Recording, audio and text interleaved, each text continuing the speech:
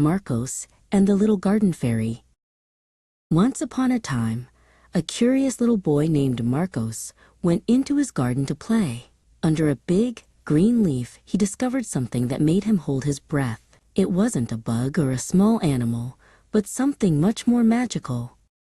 "Hello," Marcos whispered in his sweetest voice.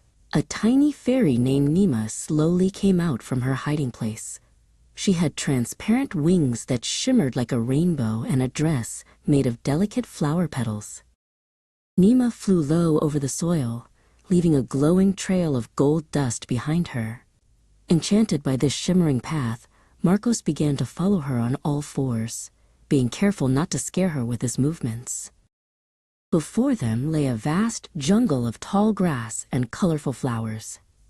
For little Nima, every blade of grass looked like a towering tree, but she flew bravely through them, feeling safe knowing her friend was right there beside her.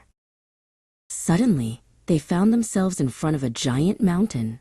It was a smooth gray stone blocking the path.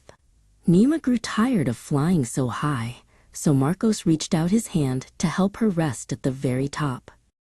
On the other side of the stone, they met an old friend.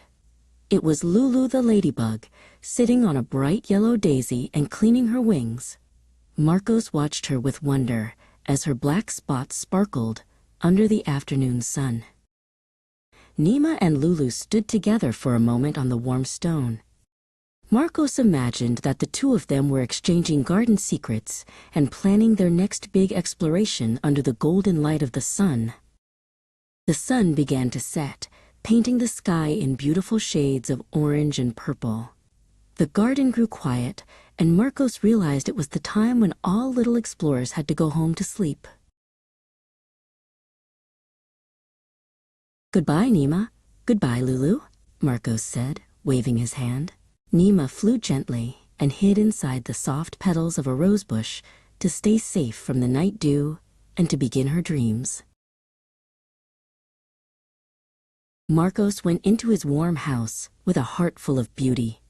As he closed his eyes in bed, he knew his garden was a magical world, and he looked forward to the adventures the morning light would bring.